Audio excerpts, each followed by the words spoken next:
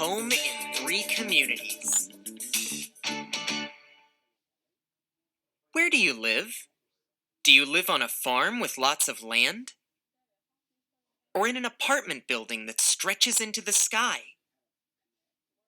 Do you ride your bike to get around? Or do you hop on a subway train? The places where we live, work, and play are our communities. In our country, there are three main kinds of communities. They are urban, suburban, and rural communities. Let's go on a trip to learn about these three kinds of places. We'll start in an urban community. This community is also called a city. Cities are busy and loud.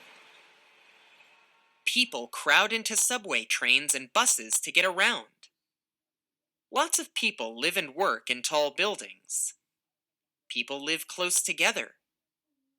Your neighbor might live right across the hall.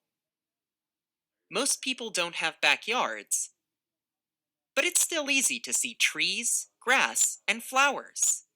Just head to the city park.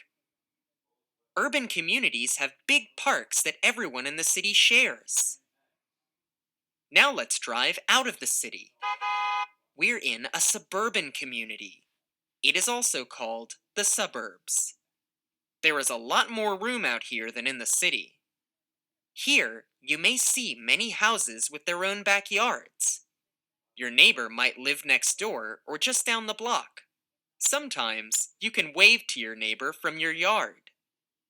People drive cars or ride bikes to get around. Let's take one more trip. We'll go out to the country. This is also called a rural community. This community is the quietest, and it has the most space. You may see more land than houses in this community.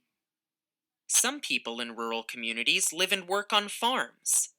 There is lots of room to grow food and let animals run around. Houses are far apart. If you want to visit your neighbor, you might have to get in a car and go for a drive. What kind of community do you live in? Urban, suburban, or rural? To answer this question, take a look around. You'll learn a lot about the place you call home.